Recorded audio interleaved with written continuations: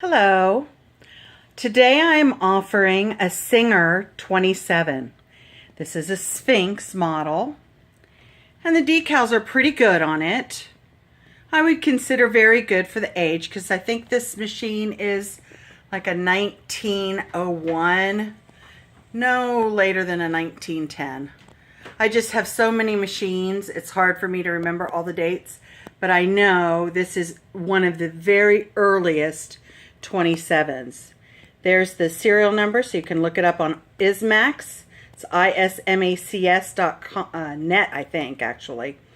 And so it's R535163, and it's a 27. What a model 27 is a vibrating shuttle. You slide these, they slide nicely. I have completely restored this machine. When I got it, you couldn't even see the decals, basically.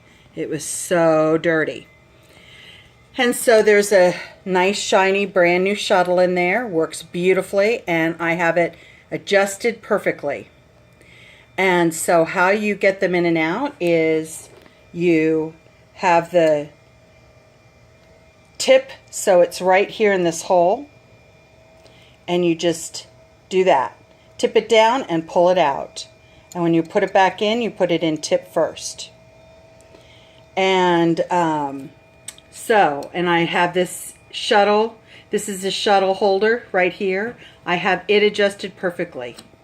Now, this machine is in its original cabinet, which this is a 4-drawer, actually really 5-drawer, because the center is a drawer, little pull-out drawer, and then you have 4 drawers. I haven't emptied them all yet, but this one's empty.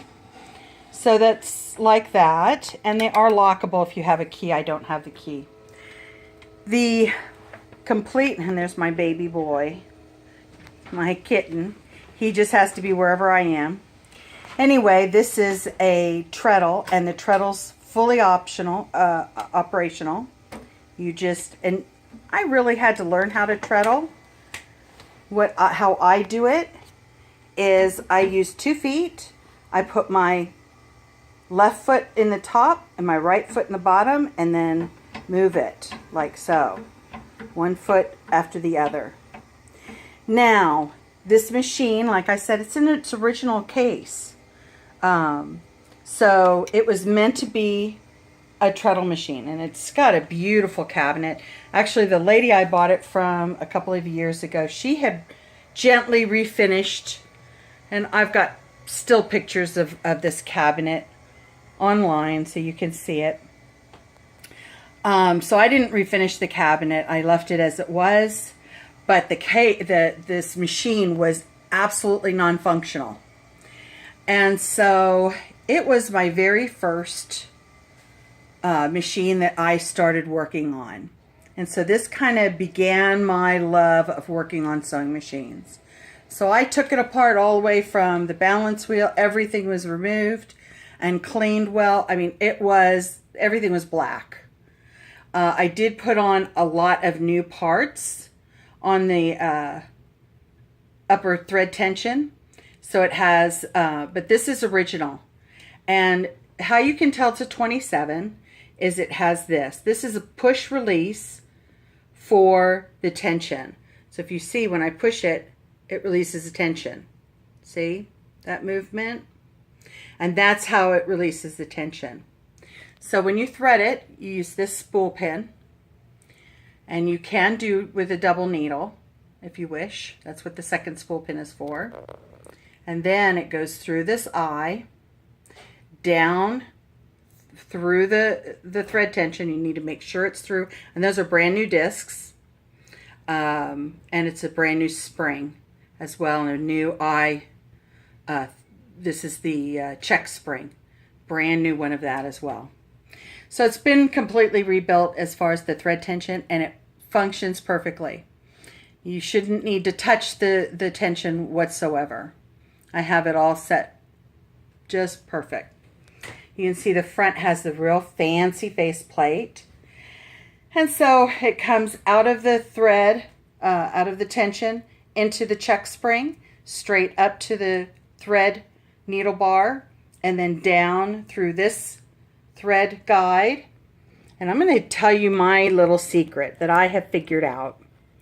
When, you know, people say, well, which way does it thread? Right to left or left to right or front to back?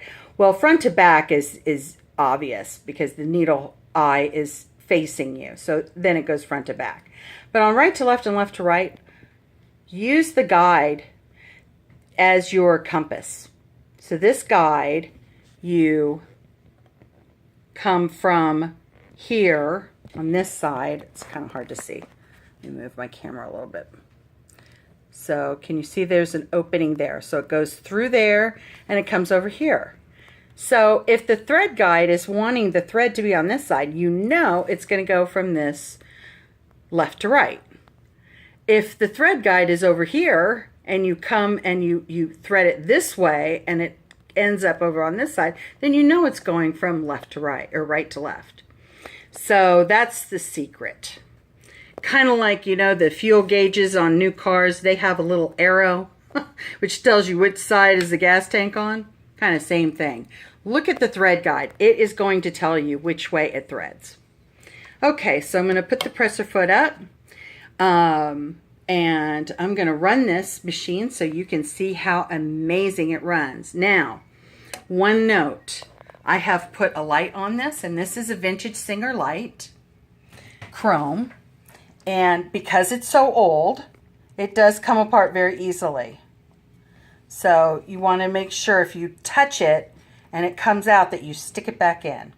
Now I only use LED lights in all my sewing machines. So it's an LED light, so this does not get hot. I don't like heat around machinery if you can get away from it. I did put a motor on this machine. The nice thing about this is even though it's a 27 and it's like an early 27, I think it's a 1901, if my memory serves me. So it does have the boss. You see here? The boss enables you to either put a hand crank on it or motorize it. And I motorized it. I love treadles and all that. And this one runs like a top. I mean, look at how easy it runs. I mean, I've got it well oiled and I maintain my machines to perfection. And so, you know, it does it very easily. But you know what? I love motors. Give me a motor and I'm a happy girl, because then I can sew quickly. And this machine will rock. So I'm going to use the motor on it. And so basically what I did was I just set aside the wheel leather. So it's there ready to go anytime. All I do is disconnect the motor belt and put on the leather belt and you're ready to go old style. So you run out of electricity and you need to fix something or have something to do with no electricity, and you've got sewing. So here we go. It is a straight stitch only machine. And you notice I did not touch that balance wheel. This machine is so well maintained after I cleaned it and fixed it that you should not have to touch the wheel. The only time you touch the wheel is if you're using it on the treadle, because when it's used on a treadle, then what happens is it can go the wrong way. And so when you start out treadling, you always start by pulling it fast towards yourself and then start pedaling. And that's how you make sure it's going in the right direction. Because if it goes away from you, the machine is going to not sew. And you're going to have all kinds of problems. Now let's look at these stitches close up.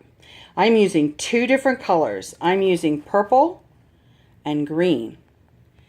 Look at how perfect. I mean, that is as straight stitch can get. I mean, it, like I said, I have this perfectly set tension. Now here's the bottom side, which is, actually it's a fuchsia color. And you can barely see that there's a little bit of green in there. But it's because this is thin material. And but that is perfectly balanced.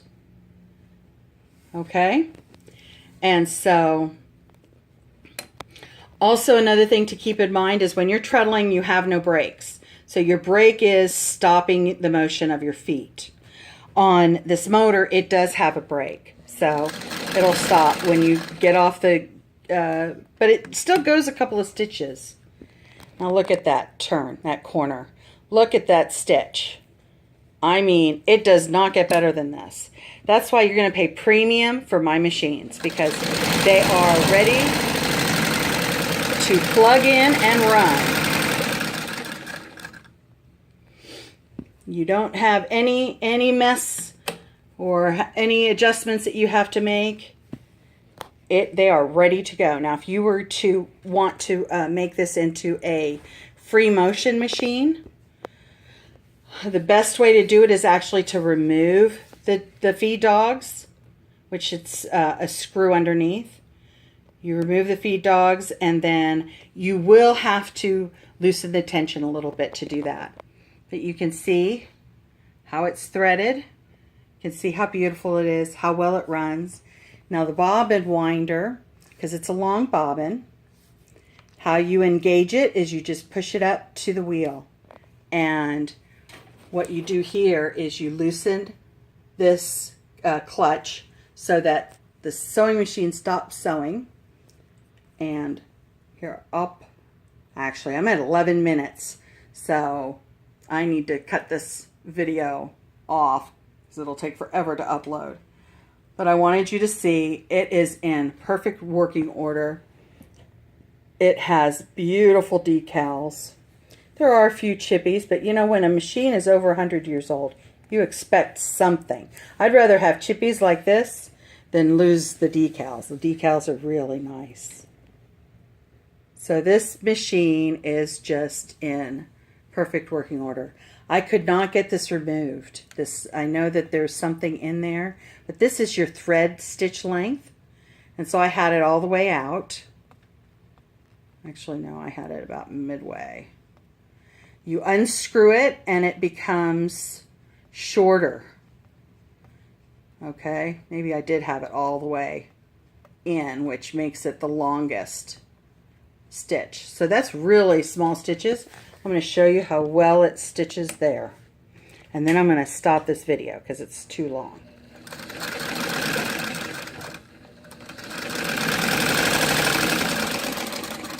Oops.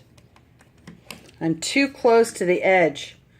And so the machine, to the feed dogs. Okay, I'm back. Actually, the bobbin thread broke, so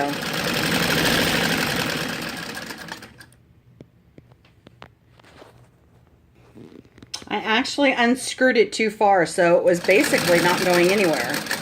That was the problem. So, but this is really small stitches, and you can hear how fast, I mean, this machine will go. And there are the tiny stitches.